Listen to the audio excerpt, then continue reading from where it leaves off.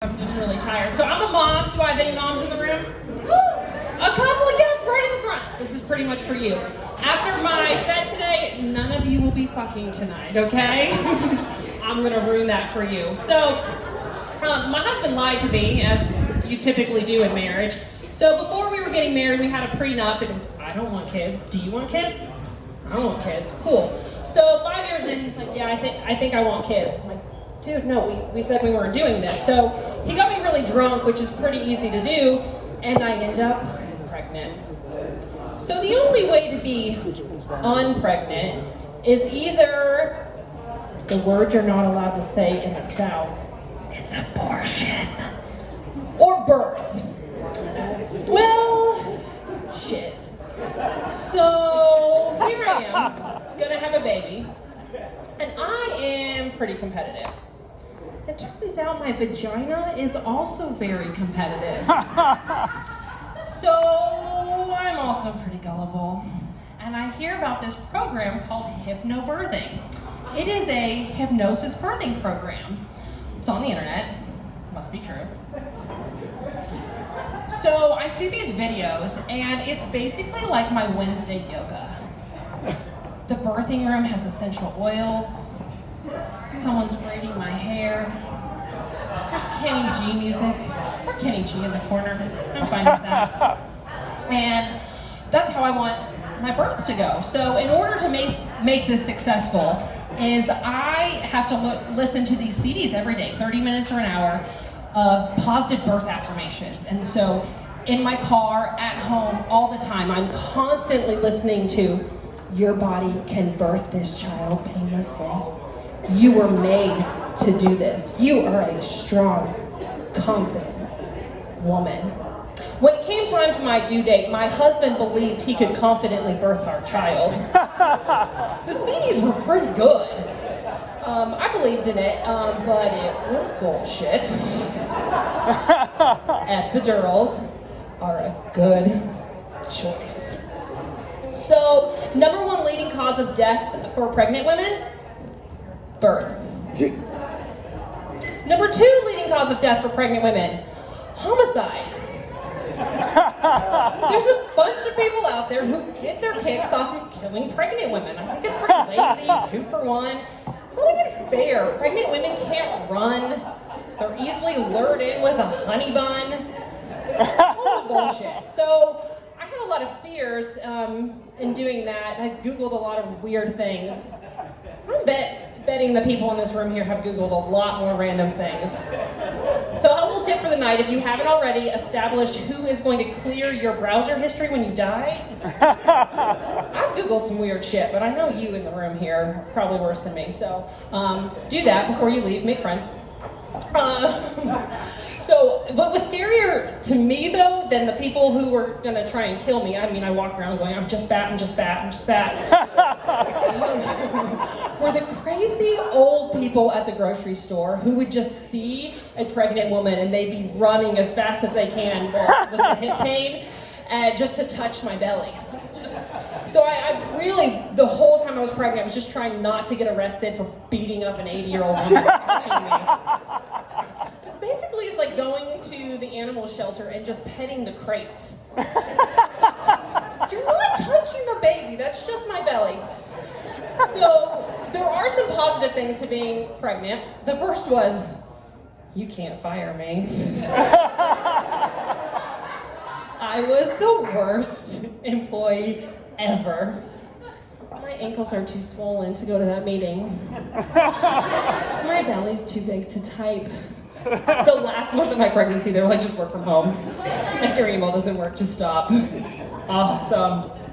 The next great thing about being pregnant is you can't have sex. If you thought you could, you can't. Don't tell my husband. I told him it would make our child mentally ill. It was awesome. So I'm a big fan of lying, and I am a liar. So I'm proud of some of the lies that I've told my child. The first one, I don't even really intend to make it a lie. It's just what comes to me. I believe in positive parenting. I'm still gullible about all this shit. But I try and positive parent. So when my child's doing something really dumb, like licking ice cream off their shoe, just She's like, you are so smart. But another smart thing that I've done is I always like to play hide and go seek because in every closet in my house I've hidden a cell phone charger and some snacks. I'm just strolling Instagram. I'm not in here. You can't find me. I also like her to think that I can see her all the time. So in this day and age, I mean, I've got a camera at my front door and all my rooms. I just really sit at work and watch my house, keep her clean my house because I don't clean my house either. But I want my child to think that I can always see her. So I'm always like playing with what she's doing and what she's done throughout the day. Because if she takes after me, when she's 16 in the backseat of a car, she's going to need some sort of conscience, and I didn't have one. So I want her to do that. But I also tell her that I want her to be happy and healthy. I mean, I do, but really that's a lie because I also need her to be rich. I mean, if I'm gonna have carried you for 10 months, which it is 10 months, it's 40 weeks. Can people not do fucking math? It's not 9 months, it's 10. Then I'm gonna need you to take care of me in retirement. So I'm gonna help you guys out on what to say to new moms and what not to say to new moms. So first is don't ask if they're sleeping. You don't give a damn. You just want to enjoy all the sleep that you're having and kind of just rub it into them. So unless you're willing to go over at 4 a.m., don't ask how they're sleeping. And don't say, it's a precious moment. Relish every moment with your sweet child. That is bullshit. What am I supposed to soak in? The breast milk, the poop, the pee? No, don't say that to new moms. Also, don't ask about their birth. Oh wait, no one ever does. No one cares. I just have a mic, so I told you about mine. Why do people care to ask if you're breastfeeding? It's really awkward. And so I'm clearly very honest and have no shame. So I just told him, like, my daughter wasn't into it, so I had a bunch of liquid gold, and I don't want to waste it. I'm really cheap, so I work for a nonprofit, so my husband puts it in his coffee. Oh. If you're gonna ask, I'm gonna tell you. So I also think you need to know what you should tell a new mom. And the last thing we want to hear, right, is you look good for just having had a baby. Like, no, I believe in female empowerment and I want women to feel confident having just had a baby. I'm not a lesbian or anything, but I always tell them, let's go fuck in my car. That's what women want to hear. Now, if you're charged with harassment or something, I didn't tell you that, it's not my fault. Last thing I'm gonna tell you about is how I've been mom shamed. So I wrote a book, it's on Amazon. It's about being pregnant, because I was. So I'm an expert now. That's how self-publishing works.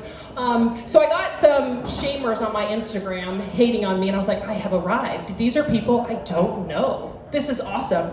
People were a little freaked out that I was so excited about this, but the first thing that they said is that it is digital kidnapping, putting photos of your child out on Instagram. People will use their photos and they'll steal them. I'm like, yes, you should use them. I might need the royalties on those because, again, I'm not good with money, but she's real cute. You can use it for sure.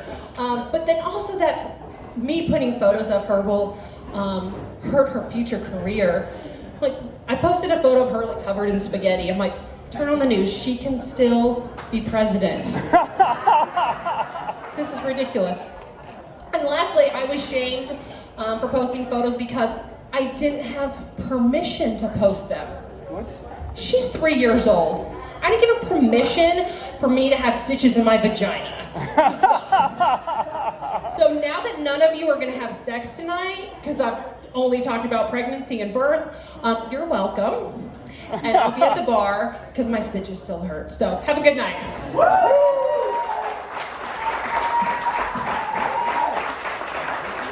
Let's keep it going.